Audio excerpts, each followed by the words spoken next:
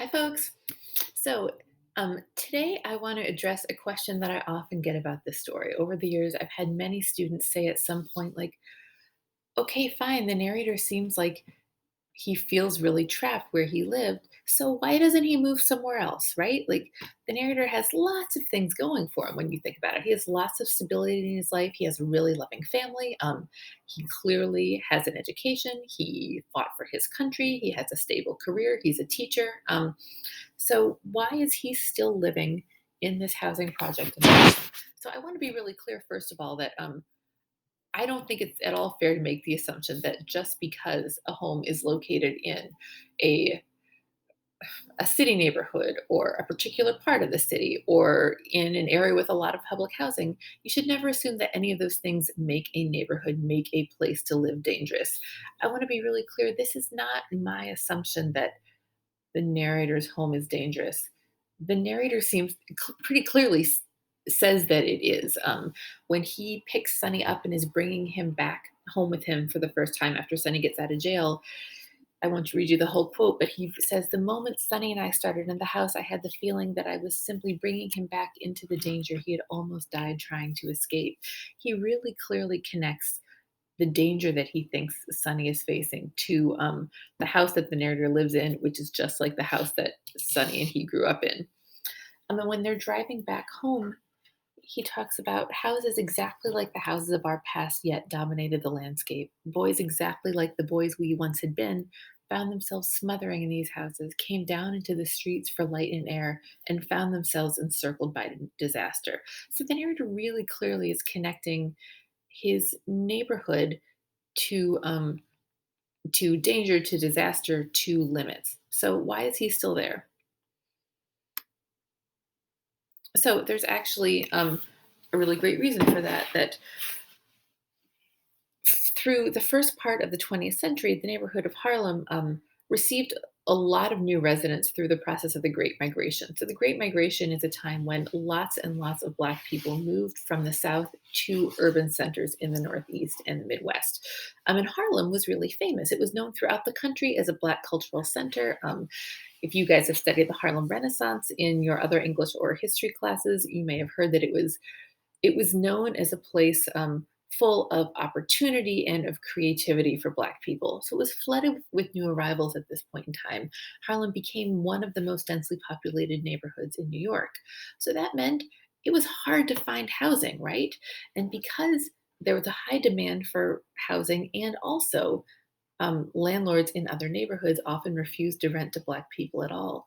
So that meant that Black Harlem residents were paying up to 30% more in rent than white renters would pay for comparable housing in other neighborhoods. So you have people who are paying a lot of money in rent, more than they would have to somewhere else. So why wouldn't you just buy instead of rent? Again, so here's the reason for that.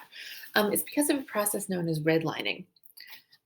So redlining was essentially government approved housing discrimination. So in the 1930s, the Federal Home Loan Bank Board created residential security maps. And the point of these maps was for real estate investors and for banks to get a sense of how risky is it to invest in real estate in this particular neighborhood. And so if a neighborhood was seen as not at all risky, it was colored green. And then if it was sort of risky, it was colored yellow. And if it was seen as really risky, it was colored red. Um, and so these maps ended up defining most Black neighborhoods as ineligible for loans because banks wouldn't loan you money to get a mortgage in this neighborhood because you couldn't get insurance for that loan. The Federal Housing Administration pretty much explicitly refused to back loans made to Black people or even to people of other races who live near Black people. And so private banks started literally drawing these red lines on maps around neighborhoods where they would refuse to offer financial services. So this is a map of Manhattan. So here's Lower Manhattan down here. This is like the Lower East Side, and then Brooklyn's over here. And this is Upper Manhattan. So this is the neighborhood of Harlem and East Harlem right here. And so you see that those neighborhoods are almost entirely red. And there's very little green on this map anywhere in Manhattan. So these were the short-term effects of redlining, that people who wanted to buy in redline neighborhoods essentially could not buy unless they were already rich. Most of us don't have the full amount it costs to pay for a house just sitting in your bank account, right? Like when I bought my house, I couldn't pay the full price. So I put down a down payment and then I borrowed money to pay the rest off. And I will be paying off that mortgage for 30 years. So I pay a little bit each month. If you couldn't get a mortgage and you didn't have the full price of a house sitting in your bank account, then you couldn't buy a home. And so, what this ended up meaning is that if you lived in green neighborhoods or wanted to live in a green neighborhood, you were eligible for buyer friendly mortgages. You could make a smaller down payment. You could get 30-year financing, which would allow you to buy a more expensive home than if you could only get a loan that you had to pay off in 10 years. So, essentially, people in green neighborhoods, which were much more likely to be wealthy and white, were receiving government subsidies to make home buying more affordable for them, while those subsidies were completely unavailable to people living in red line neighborhoods. So this is again like government approved, government designed housing inequity.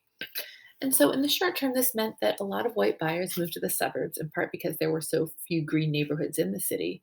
And it also meant that some owners of Harlem buildings, Harlem apartment buildings, invested very little in maintaining their properties. And so, you can see how this makes sense that if I own an apartment building in a red line neighborhood, I know I'm probably not going to be able to sell it because buyers can't get a mortgage to buy my building in that neighborhood.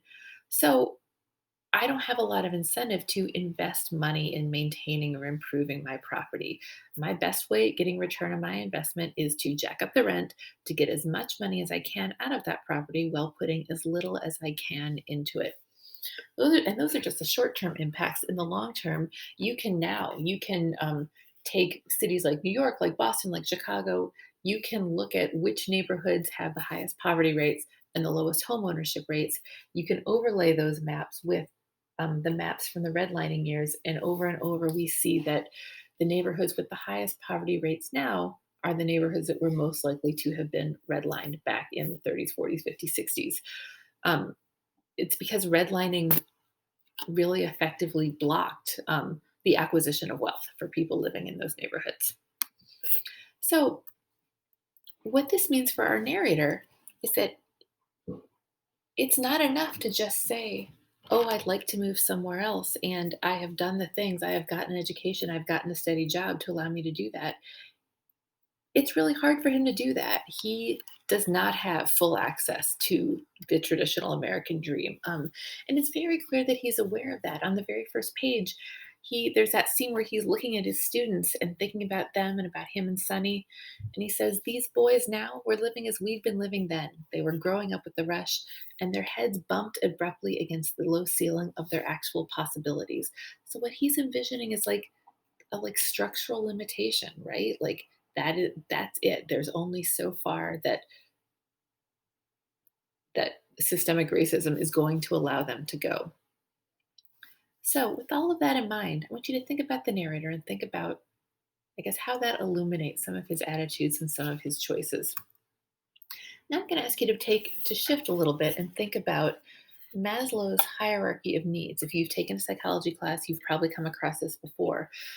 So, essentially, this is a way of thinking about how we prioritize particular needs in our lives. And so the idea is that, I'm oversimplifying a little bit, is that until we have the needs on the lower part of this pyramid satisfied or met, we're not able to focus on meeting these higher level needs. So the very bottom of the pyramid is like your physiological needs, right? Breathing, food, water, shelter, clothing, and sleep. If I'm worried about where my next meal is coming from, if I'm not sure I'm going to be able to feed my kids, I don't really have the headspace to focus on some of the self esteem needs, right? Am I a confident person? Am I achieving the respect of others? Am I fulfilling my unique individuality? I'm certainly not going to be able to focus on self actualization. Does my life have purpose and meaning? Am I fulfilling my inner potential?